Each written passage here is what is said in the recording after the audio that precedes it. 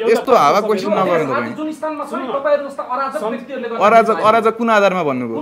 कुन आधारमा भन्नुभयो? यत्रा तोडफोडको लागि छानबिन आयोग गठन भएको छैन? जिम्मेवार तपाई बन्नुपर्छ। उसले मलाई चाहिँ म अक्युज हो भनेर भन्यो। किन होला हो भनिदिनु त कसरी?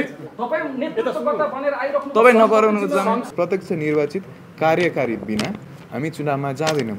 मेरो पोइन्ट त आजसम्म उस्तै छ।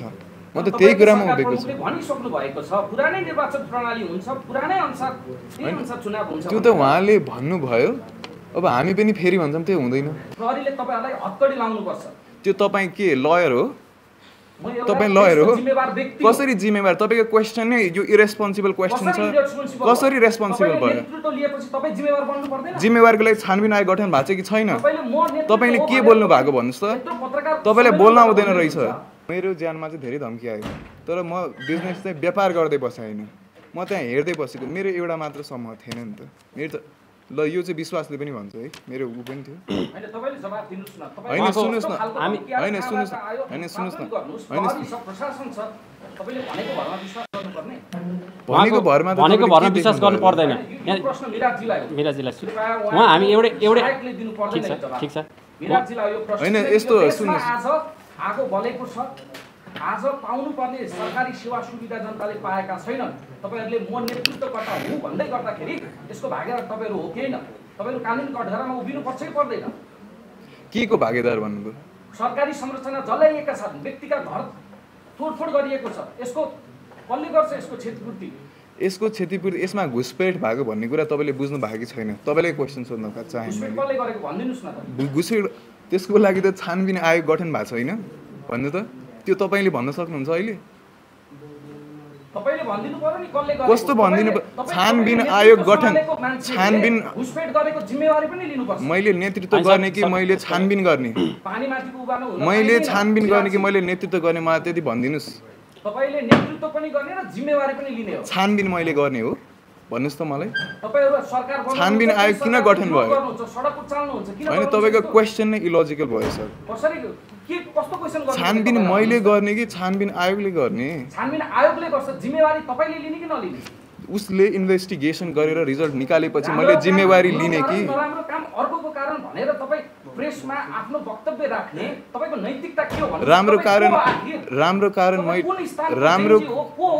राम्रो कुरा सम्मेलन गरेर अहिले यसरी कुरा राख्दै हुनुहुन्छ। बजारमा धेरै खालका जेन्जी छन्, तपाई कुन प्रकारको जेन्जी हो भनिदिनुस् न। तपाई मलाई कुन प्रकारका जेन्जी छन् भन्नुस्। अनि के होला दुई चारवटा प्रकार भनिदिनुस् मलाई। कस्तो प्रकार? 2.2 देखि लिएर यहाँ तक के 2.2 जेन्जी भनेको जेन्जी खासमा त एउटा युवा यो एज ग्रुप हो। जेन्जी भनेको कुनै पनि एउटा ग्रुप हुँदैन सर।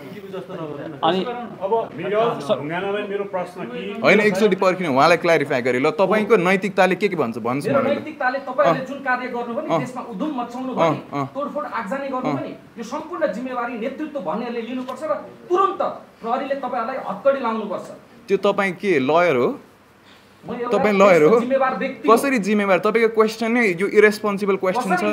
कसरी रेस्पोन्सिबल भयो? नेतृत्व लिएपछि तपाई जिम्मेवार बन्नु पर्दैन? जिम्मेवारको लागि छानबिन आयोग गठन भएको छ कि छैन? तपाईले के बोल्नु भएको भन्नुस् त? तपाईलाई बोल्न आउँदैन रहेछ। खैर यो त प्रश्न के क्वेसन गर्नु भएको? तपाईको नैतिकताले दिन्छ उहाँलाई के हो तपाईको? जस्तो एउटा संसारमा सत्ता भनेको जित्नेले चलाउने हो, चाहे त्यो आन्दोलनबाट जित्नेले होस्, चाहे त्यो मतदानबाट जित्नेले होस्, हैन चुनावबाट जित्ने होस्, तख्तापलट गरेर जित्ने होस्, हजुर या मतदानबाट चुनावी प्रक्रियाबाट जित्ने होस्, सत्ता जित्नेले चलाउने हो डेफिनेटली हैन। यो संसारको वर्ल्ड वाइड नियम हो यो। हजुर तर आज जेन्जीको सरकार बन्यो भनेर भनिरहँदा जेन्जीका प्रतिनिधिहरू खै तपाईहरु खै मन्त्री भएको, तपाईहरुका प्रतिनिधि खै मन्त्री भएको? हैन यो यस्तो भयो। अब बारबारा समता को आउँछन् मन्त्रालयमा त के भइरहेछ यहाँ? अब यस्तो भयो, यो कुराको बारेमा चाहिँ मैले हिजो पनि भनेको थिएँ है। सडकको तातो, सडकको गर्मी चाहिँ मन्त्रीमण्डलमा जानै पर्छ। त्यसमा दुईमा छैन। जुन अस्ति 4 जना सिफारिस हुनुभयो, कसले उहाँलाई सिफारिस गर्नुभयो र उहाँ जेन्जी हो कि होइन त्यो नभइकन सडकको चाहिँ आगो मन्त्रीमण्डलमा हुनै पर्छ। भनेको सडकमा पार्टिसिपेसन गरेको पात्र हजुर क्याबिनेटमा हुनुपर्छ पर्यो। जस्तो मेरो एउटा प्रश्न छ। जस्तो तपाईहरुको आन्दोलन चाहिँ हात्ती आयो फुस्छ भनेर भन्दैनका मान्छेहरू जस्तो ढाल्नुपर्ने देउबाको त्यो चाहिँ दम्ब थियो, ओलीको दम्ब थियो, तर जल्यो सिंहदरबार, संसद भवन संस्थागत गर्न सक्नु भएन तपाईहरुले। तपाईहरुको आन्दोलन भनेर भन्ने आरोप छ तपाईहरुलाई। त्यसलाई कसरी जस्टिफाई गर्नुहुन्छ? होइन यस्तो हो हेर्नुहोस्, अब त्यतिखेरको एजेन्डा भनेको चाहिँ एक्ज्याक्टली सरकार ढाल्ने भन्ने थिएन है। अब के भयो क्रान्ति त आएकै हो होइन। जेनजीको आन्दोलनबाट आयो, दोस्रो दिन सबैजना पुरा नेपाली सहभागी, यो क्रान्ति चाहिँ जेनजीको आन्दोलनबाट आएको हो, तर यो क्रान्ति सबैको हो, सबै नेपालीको हो। यो म एकजना जेनजी एउटा उमेर समूहको मात्र त म भन्न सक्दिनँ नि, यो देश त सबैको हो नि, क्रान्ति सबैजनाले ल्याउनु भयो है। अब त्यसमा चाहिँ यो आन्दोलन चाहिँ अझ पनि नदेखिएला आगो चाहिँ तपाईँको उत्तिकै बाँकी छ। यदि कसैलाई यसमा डाउट छ भने अलि दिन पर्खिनुहोस्। हामीले हाम्रो माग चाहिँ एकदम सभ्य तरिकामा चाहिँ लिएर जाने हो, हामीले म्यान्डेट दिने हो हाम्रो प्रधानमन्त्रीज्यूलाई। त्यो भएन भने देखिन्छ भनौँ यो आन्दोलन कुनै पनि तरिकाले तुइएको छैन, यसको आगो घटेको छैन। यो घट्नुको सट्टा हामी चाहिँ के गरिरहेछौँ अहिले भन्दाखेरि जति पनि च्याउसरी यो उम्रिरहेका जेनजीहरूलाई चाहिँ युनिफिकेसन गर्ने काम गरिरहेछौँ।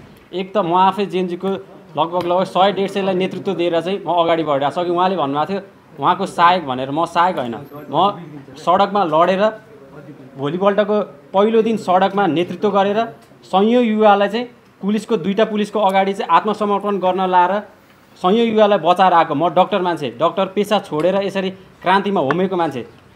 अब उहाँले मिरजहरू कहाँ हुनुहुन्थ्यो भनेर भन्दै हुनुहुन्थ्यो। एकजनाले थ्रेट आएपछि हामी सबै त लुकेर बस्दैनौँ नि त, आउने त सडकमा आयौँ नि त, सडकमा आयौँ बचाउन सक्ने हाम्रो युवा साथीहरूलाई, हाम्रो भाइहरूलाई बचायौँ। सेकेन्ड दिन कहाँ थियौँ भन्दाखेरि सेकेन्ड दिन घुसपेट भएपछि हामी बचाउनतिर लाग्यौँ। राधेको भाटभटिनी सोध्नु होला कसले बचायो भनेर, त्यहाँ सबैले डक्टर विश्वासले त्यो भाटभटिनी बचायो भनेर भनेनन् भने फेरि आएर मलाई प्रश्न गर्नु होला। त्यही भएर अलिकति प्रश्न गर्दाखेरि शब्द चयन गर्दाखेरि चाहिँ सम्पूर्ण साथीहरूले नि अलिकति उचित प्रश्न गरिदिनु होला।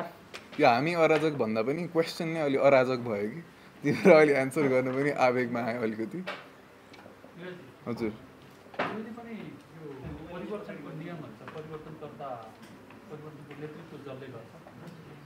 सरकार फेरि तपाईँहरू वार्तामा गएपछि अल्मलिक भयो, त्यसपछि सरकार गठनमा अल्मलिक भयो, लामो समय तपाईँहरू अल्मलिक अलिअलि बुझिन पर्यो होइन।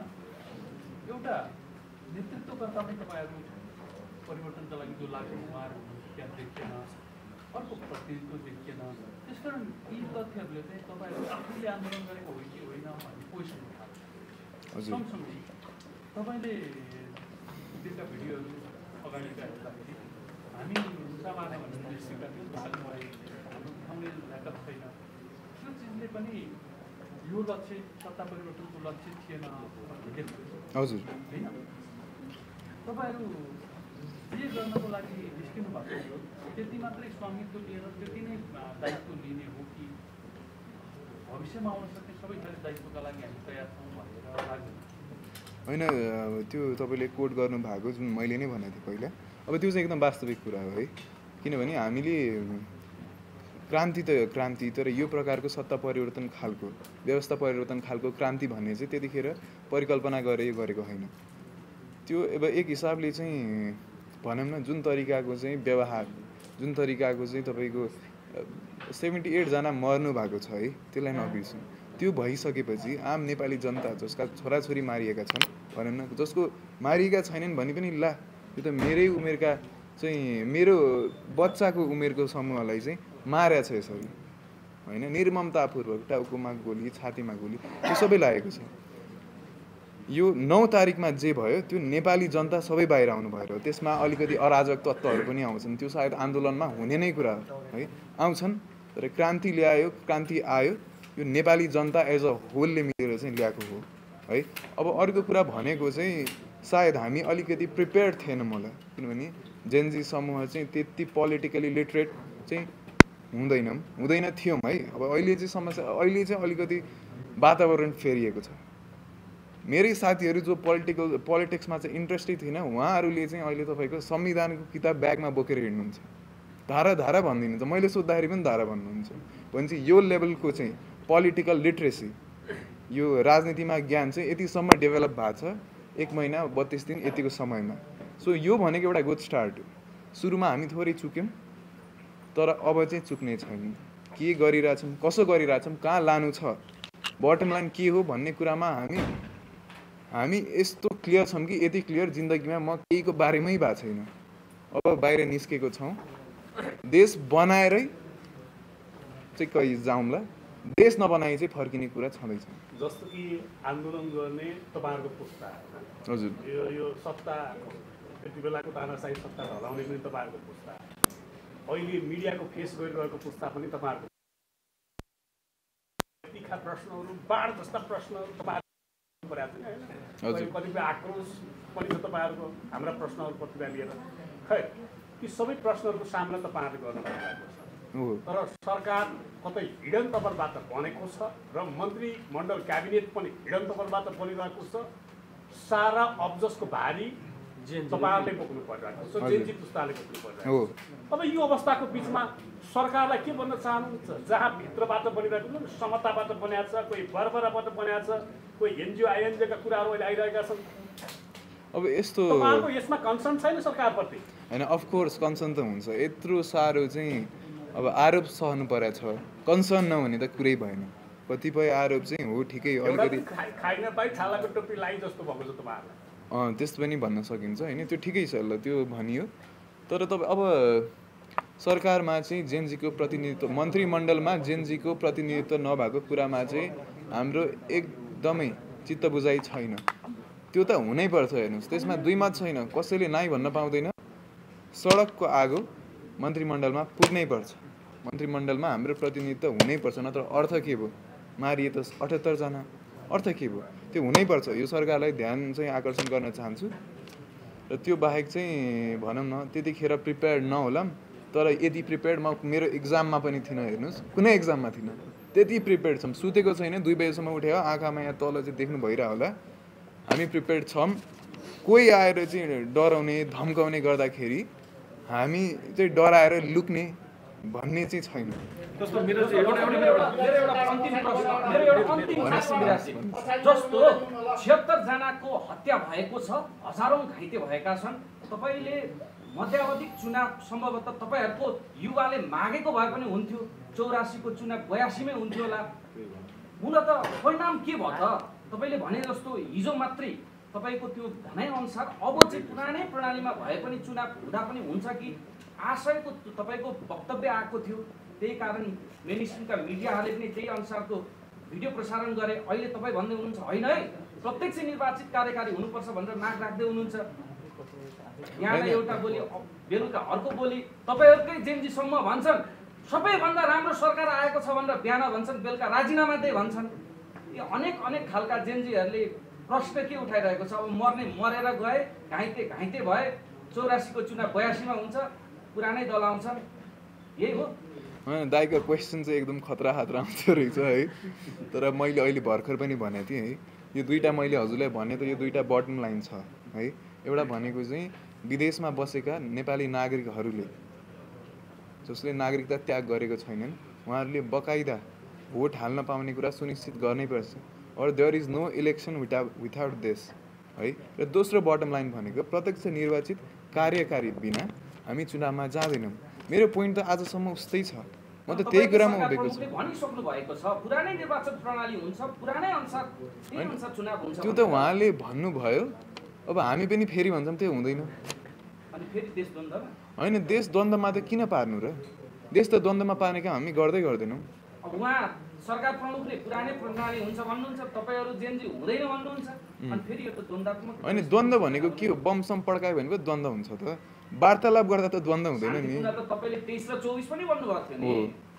अब त्यो के भयो? हामीले त शान्तिपूर्णै गरे हो, घुसपेट भयो के भयो त्यो त तपाईँलाई पनि थाहा होला। जस्तो मेरो एउटा यस्तो छ होइन, उहाँहरूले पनि चुनावमा पैसाको चर्चल हुन्छ, नोटबन्दीको कुरा जानुभयो 500 हजार। त्योभन्दा अलिकति बढी गम्भीर विषय चाहिँ अहिले प्रहरीका हजारौँ हतियार लुटेका छन्, हजारौँ गोलीगट्टा लुटेका छन्। सुरक्षाको विषयमा यहाँको चासो केही छैन कि चुनावको रटन मात्रै? होइन, चुनावको रटान मात्र त हामीले हेर्नुहोस् गरेकै छैनौँ है। अब यो के जति चाहिँ वेपन हराइए, वेपनसँग चाहिँ ड्रेस पनि हराएको छ। यस्तै कुनै शान्तिपूर्ण प्रदर्शन गर्दाखेरि पनि घुसपेट हुन सक्ने सम्भावना छ, नभएको होइन।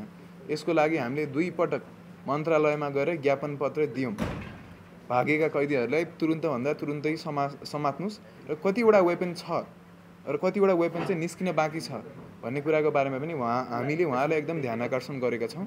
मजाले भनेका छौँ सर यो चाहिँ अब भनौँ न एक हिसाबले चाहिँ तपाईँको सिभिल वार हुन सक्ने कुरा पनि हो नि त यो, यसलाई एकदम ध्यान दिनुहोस् प्लिज, यसको केही निवारण निकाल्नुहोस् भनेर हामीले बारम्बार चाहिँ उहाँलाई एक हिसाबले प्रेसर नै दिइरहेको छौँ।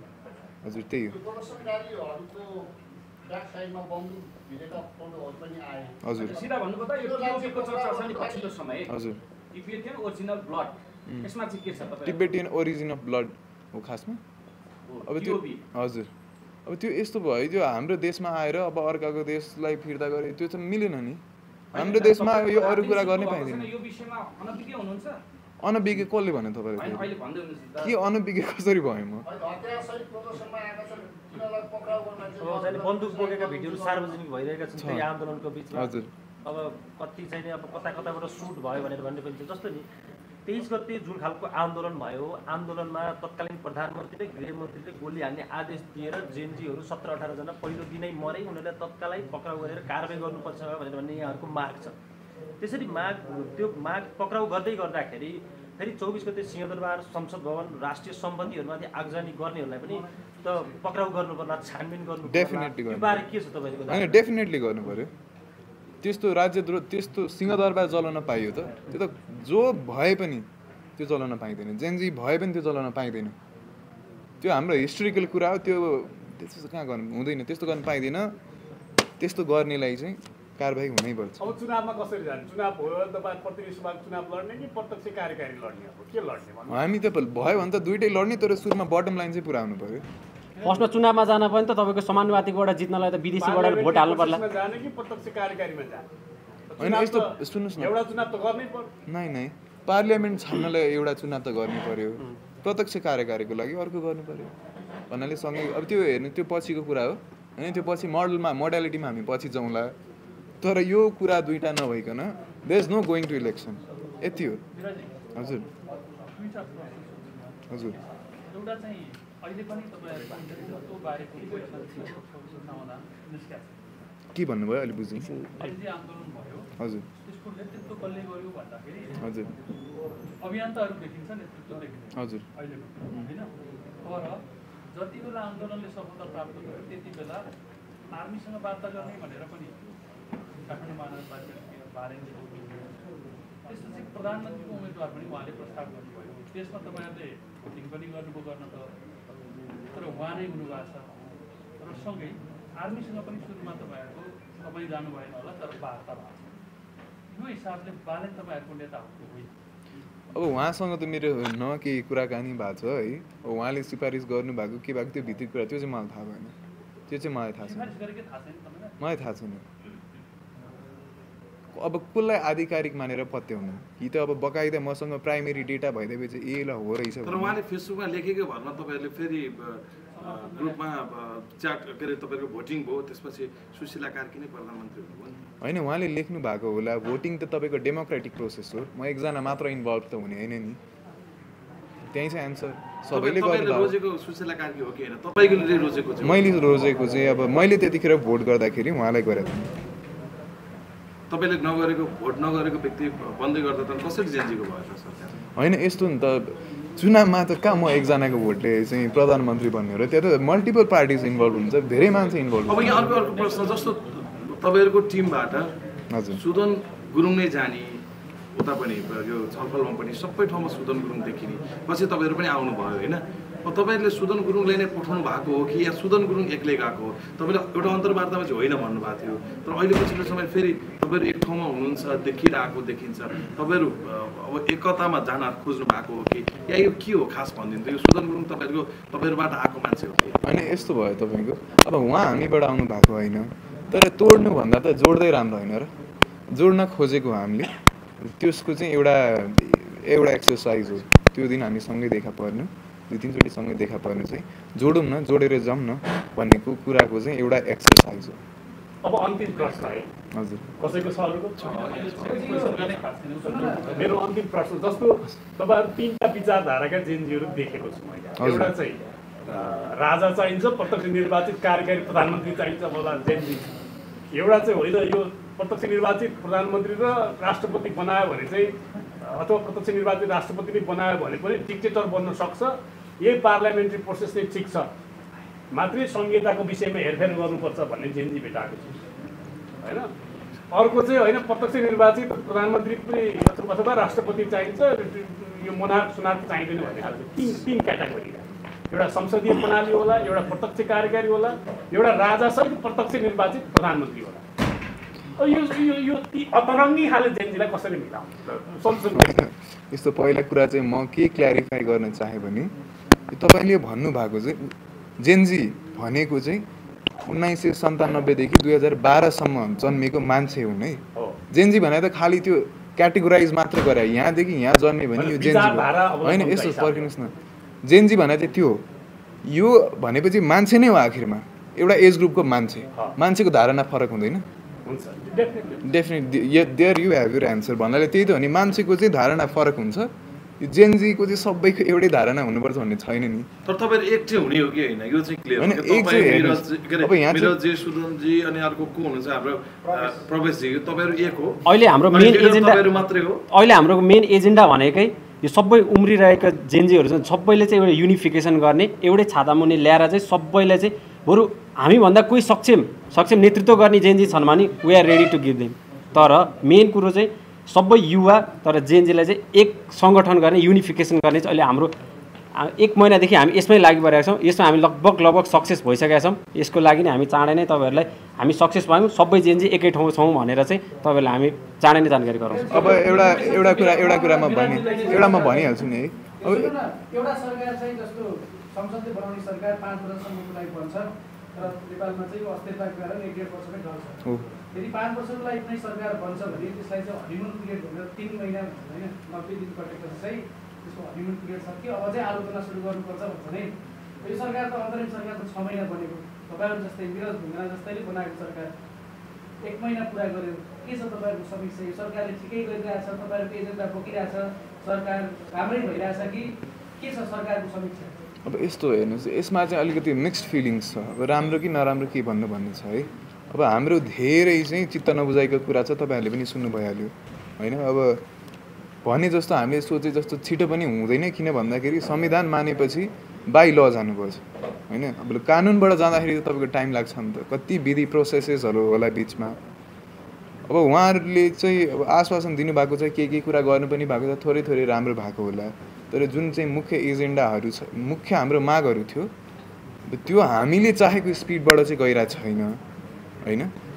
चाहेको स्पिडमा जाओस् भन्ने चाहिँ हाम्रो आशा छ। त्यसलाई पनि हेरौँ, 1 महिना भयो अब हेरौँ है। कतिसम्म हेर्न सकिन्छ भन्ने कुरा पनि छ, हेरै गर्ने पनि होइन, तर थोरै हेरौँ, थोरै पेसेन्स राखौँ। तर गृहमन्त्रीबाट त केही रिजल्ट आएन नि। खोइ त तपाईँले जसलाई पक्राउ गर्नु भनिरहनु भएको छ, जेनजीको माग अनुसार एउटा पनि केही पनि भएको छैन। अनि कसरी चाहिँ तपाईँहरूले चाहिँ हेरौँ भन्ने हो र हेर्ने के भयो ल होइन। यस्तो अब तपाईँले रिसेन्टली सुन्नुभयो, अब हाम्रो भनौँ न त्यतिखेरका तत्कालीन प्रधानमन्त्री सिडिओ अनि तपाईँको चाहिँ होम मिनिस्टरलाई चाहिँ अब त्यो पक्राउ पुर्जी गर्नु भन्दाखेरि अलिकति लिन अन्कनाउनु भयो पुलिस प्रशासन है।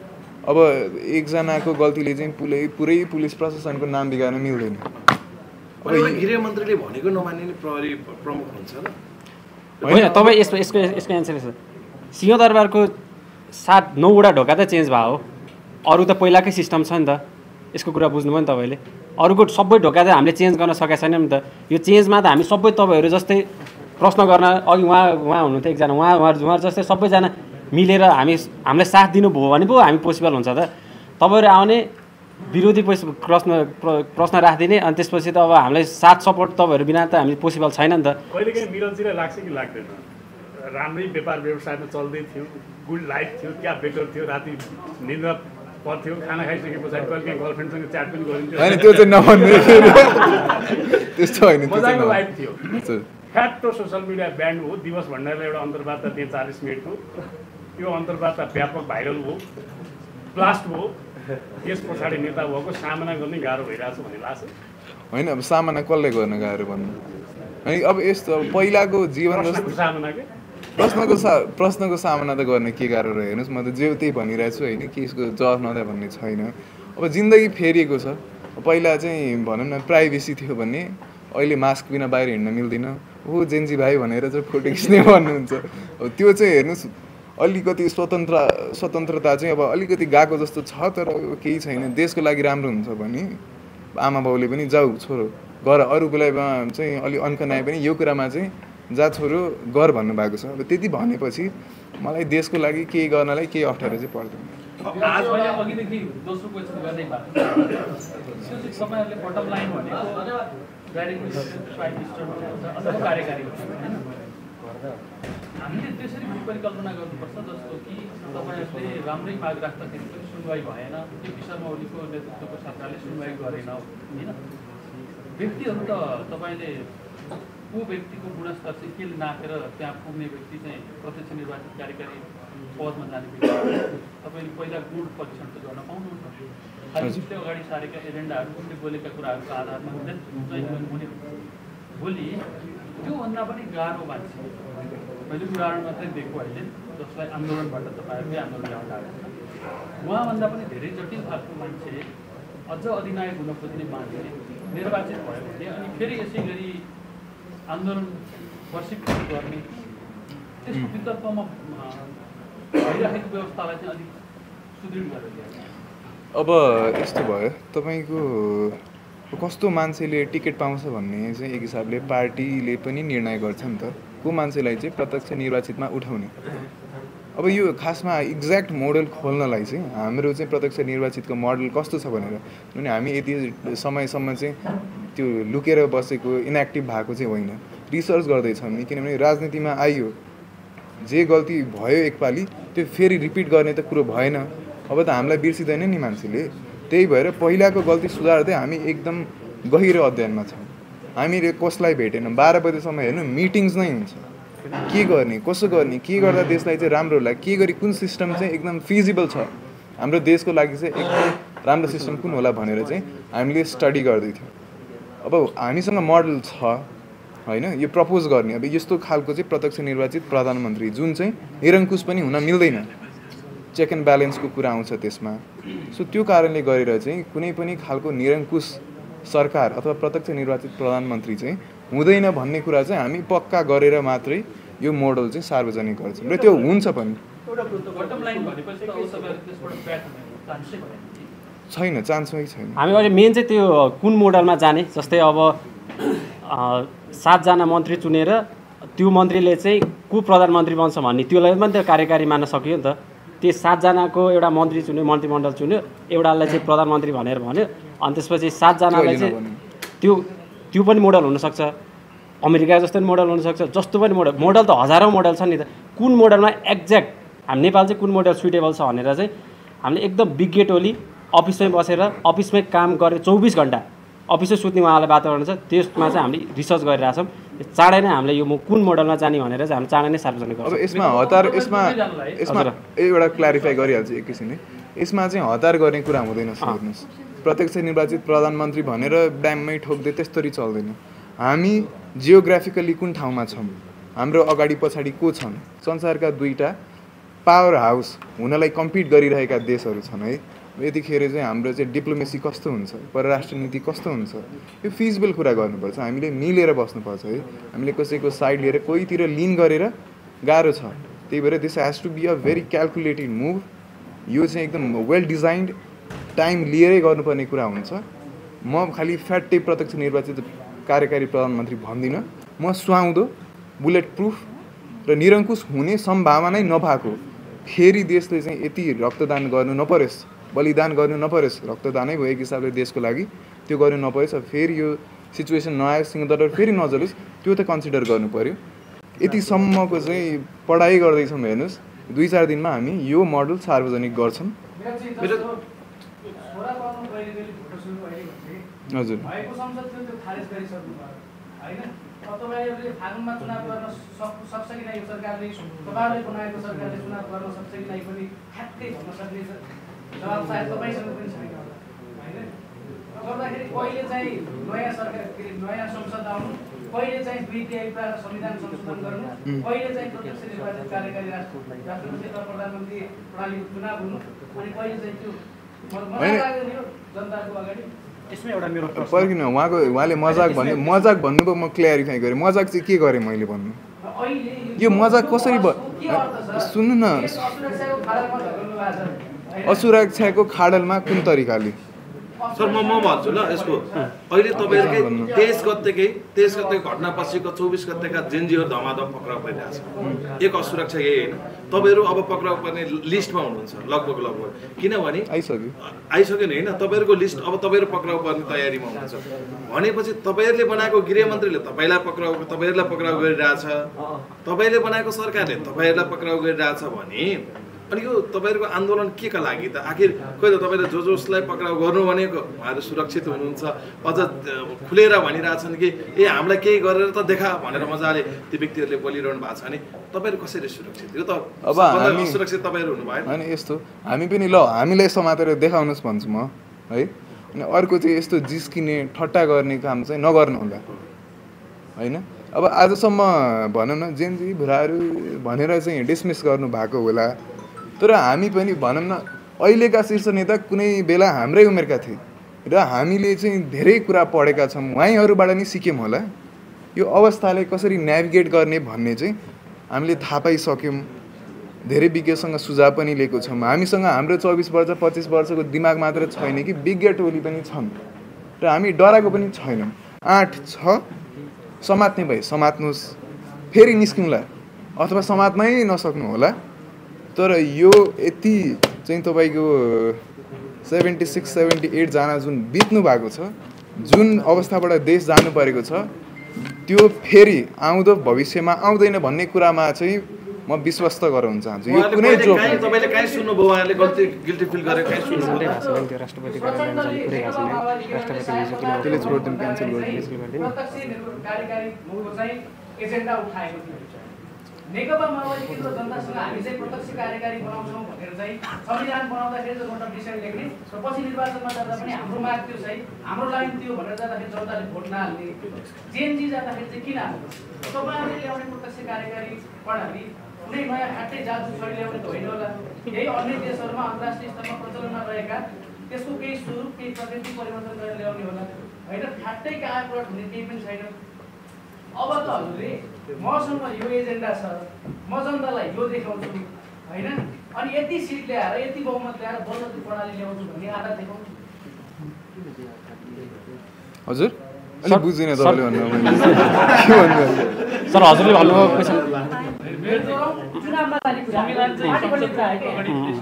पार्टीले तयारी गर्छ, यति सिट ल्याउँछौँ र संविधान संशोधन गर्छौँ भन्ने त्यस्तो होइन। प्रत्यक्ष कार्यकारीको कुरा त तपाईँहरूले भन्दा अगाडि नै माओवादीले चुनावमा गएर भनेर ल जनताहरू हामीले प्रत्यक्ष कार्यकारी बनाउँछौँ भनेर भनिसकेको छ कि बनाएन नि त, बनाएन। बताएन तपाईँहरूलाई चाहिँ के कारणले बताउने? चुनावमा सिट ल्याउनु पर्यो नि त, 2 तिहाई ल्याउनु पर्यो होला नि त प्रत्यक्ष कार्यकारी। के देखाएर ल्याउनुहुन्छ?